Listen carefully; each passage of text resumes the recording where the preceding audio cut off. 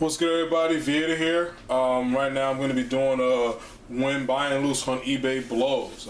Today's figure is a Crime Syndicate Ultraman. He is a DC Universe Classics figure.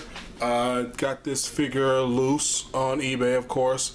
I bought it from a seller in Hong Kong. I got this figure, and immediately as I took it out of the package, I saw there were a ton of issues with the figure. But you know, that's the risk you take when you buy figures loose on eBay. Let's take a little close-up of this figure here. We'll talk about some of the articulation. Overall, I like the design of this figure.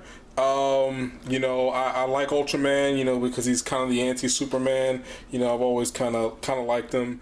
But if you take a look up here, pretty close up here, you can kind of see that he has a chip in his nose, and you can kind of see the little black spot underneath where the paint chipped off and peeled, and it's fading underneath his face here. You can see the paint's fading on his face. He's got some chips in the hair there. You can kind of see the paint underneath there.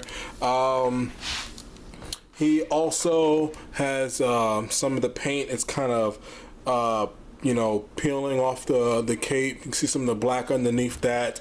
And the biggest issue that I have with this figure is that this arm does not bend. Now, I'm not sure if you guys can see inside of here, but in there you can kind of see that the joint is kind of tearing.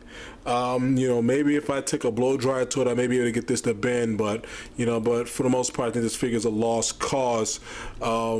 You know, that's kind of the risk I took, so I'm just kind of stuck with it. And for what I paid for this figure, I mean, I paid for it and I got free shipping. In order for me to have returned it, I would have had to cover the shipping costs, and the shipping was more than what I paid for the figure. So, of course, it's not worth it to send it back. So I'm just gonna buy another one. Maybe this time I'll just buy it new, buy it sealed.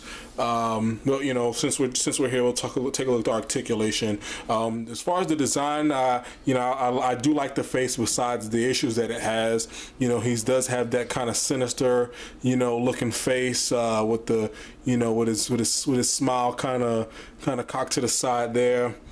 His head, you know, turns left, turns right. No pivot. Looks up a bit, doesn't look down quite too much. His arms move forward, they move out all the way, they move up. He's got single jointed elbows.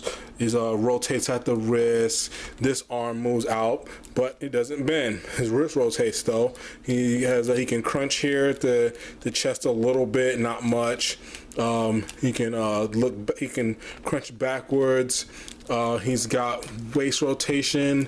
Legs move forward, they move out all the way. He's got this rotation above the thigh, I mean right above the knee here. I don't understand that, like why add that rotation there at the knee and not up here at the hip? That would have been a better design choice. Single jointed knees.